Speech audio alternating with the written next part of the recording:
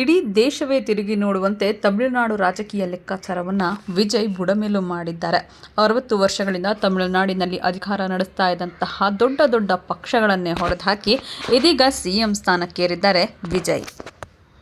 ರಾಜಕೀಯದಲ್ಲಿ ನಟ ವಿಜಯ್ ಮಾಡಿರುವಂತಹ ಸಾಧನೆ ದೇಶದಾದ್ಯಂತ ಈಗ ಗಮನ ಸೆಳೆದಿದೆ. ಇದೇ ವೇಳೆ ನಮ್ಮ ಕರ್ನಾಟಕದಲ್ಲೂ ಕೂಡ ಮತ್ತೆ ಉಪೇಂದ್ರ ಅವರ ಪ್ರಜಾಕೀಯ ಮುನ್ನೆಲೆಗೆ ಬಂದಿದೆ.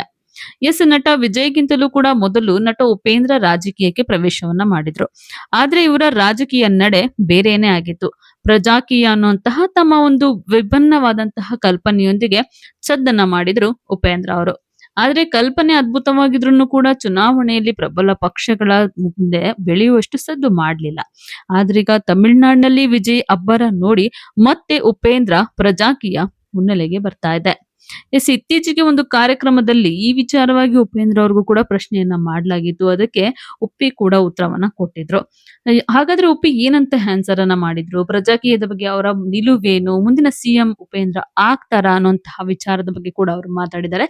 ಏನ್ ಮಾತಾಡಿದ್ದಾರೆ ಅಂತ ಕೂಡ ಹೇಳ್ತೀವಿ. ಅದಕ್ಕೂ ಮುಂಚೆ ನೀವು ನಮ್ಮ ದೇ ಸ್ಪೆಷಲ್ ಕನ್ನಡವನ್ನ ಇದುವರೆಗೂ ಕೂಡ ಸಬ್ಸ್ಕ್ರೈಬ್ ಮಾಡ್ಕೊಂಡಿಲ್ಲ ಅಂತಂದ್ರೆ ಇಲ್ಲಿ ಸಬ್ಸ್ಕ್ರೈಬ್ ಮಾಡ್ಕೊಳ್ಳಿ. ಹಾಗೆ ಹೆಚ್ಚಿನ ವಿಡಿಯೋ ಅಪ್ಡೇಟ್ಸ್ಗಾಗಿ ಬೆಲ್ ಐಕಾನ್ ನ ಪ್ರೆಸ್ ಮಾಡ್ಕೊಳ್ಳಿ. ಕರ್ನಾಟಕದಲ್ಲಿ ಪ್ರಜಾಕೀಯ ಒಂದು ದೊಡ್ಡ ಪಕ್ಷವಾಗಿ ಬೆಳಿಬೇಕು. ಪ್ರಜಾಕೀಯ ಅನ್ನುವಂಥದ್ದು ವಿಭಿನ್ನವಾದ ಒಂದು ಕಾನ್ಸೆಪ್ಟ್. ತಮಿಳುನಾಡಿನಲ್ಲಿ ವಿಜಯ್ನ ಟಿವಿಕೆ ಪಕ್ಷ ಗೆದ್ದು ವಿಷಲ್ ಹೊಡಿತಾ ಇದ್ರೆ ಕರ್ನಾಟಕದಲ್ಲೂ ಕೂಡ ಪ್ರಜಾಕೀಯ ಗೆಲ್ಲುತ್ತೆ ಅಂತ ತುಂಬಾ ಜನ ಮಾತಾಡ್ತಾ ಇದ್ದಾರೆ. ಇದ್ರ ಬಗ್ಗೆ ಉಪಿ ಕೂಡ ಆನ್ಸರ್ ಅನ್ನ ಮಾಡಿದ್ದು, ವಿಜಯ್ ಅವರ ದಾರಿನೇ ಬೇರೆ, ನನ್ನ ದಾರಿನೇ ಬೇರೆ ಅಂತ ಹೇಳ್ಕೊಂಡಿದ್ದಾರೆ. ಅಷ್ಟೇ ಅಲ್ಲ, ಚುನಾವಣೆಗೆ ನಿಲ್ತೀನಿ, ಗ್ರೌಂಡ್ಗೂ ಕೂಡ ಇಳಿತೀನಿ ಅಂತ ಕೂಡ ಮಾತಾಡಿದ್ದಾರೆ. ಅಷ್ಟಕ್ಕೂ ಉಪ್ಪಿ ಮುಂದೆ ಕರ್ನಾಟಕದ ಸಿಎಂ ಆಗ್ತಾರಾ ಅಂತ ಕೂಡ ಪ್ರಶ್ನೆಯನ್ನ ಕೇಳಲಾಯಿತು. ಇದಕ್ಕೆ ಉಪ್ಪಿ ಆನ್ಸರ್ ಅನ್ನ ಮಾಡಿದ್ದಾರೆ.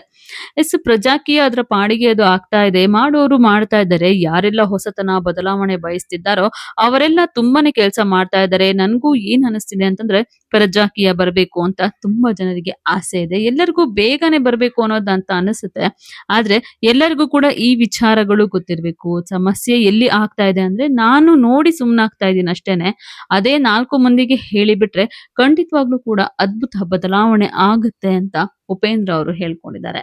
ಇನ್ನು ತಮಿಳುನಾಡಿನಲ್ಲಿ ವಿಜಯ್ ಅವರು ಗೆದ್ದಿದ್ದಾರೆ ಅನ್ನೋ ಮಾತ್ರಕ್ಕೆ ನಾವು ಇಲ್ಲಿ ಅದಕ್ಕಾಗಿ ಯೋಚನೆಯನ್ನ ಮಾಡಬಾರ್ದು ಅಂತ ಕೂಡ ಹೇಳ್ಕೊಂಡಿದ್ದಾರೆ.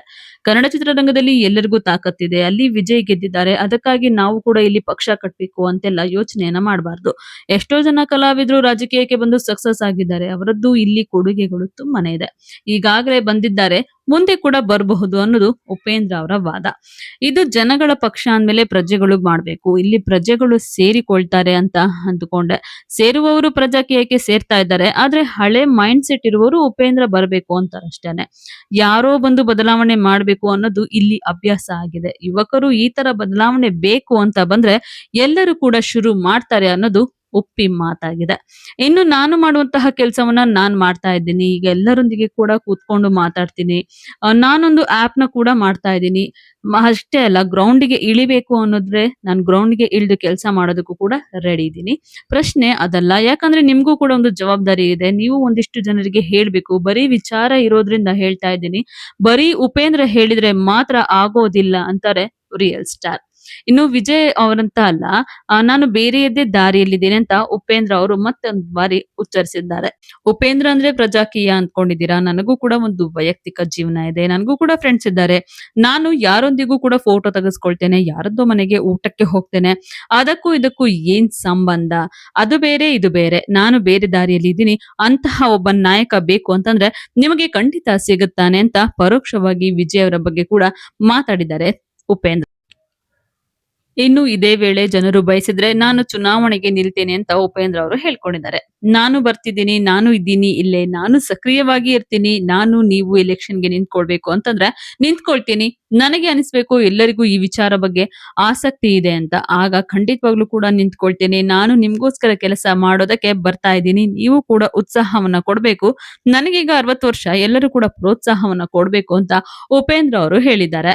ಒಟ್ನಲ್ಲಿ ತಮಿಳುನಾಡಿನಂತಹ ರೀತಿ ಒಂದು ಹೊಸ ಬದಲಾವಣೆ ಬೇಕು ಅಂತಂದ್ರೆ ಯೂತ್ಸ್ ಗಳು ಕೂಡ ಅದ್ರ ಬಗ್ಗೆ ಯೋಚನೆಯನ್ನ ಮಾಡ್ಬೇಕು ಅನ್ನೋದು ಉಪೇಂದ್ರ ಅವರ ಒಂದು ಥಿಂಕ್ ಆಗಿದೆ ಅಷ್ಟೇನೆ.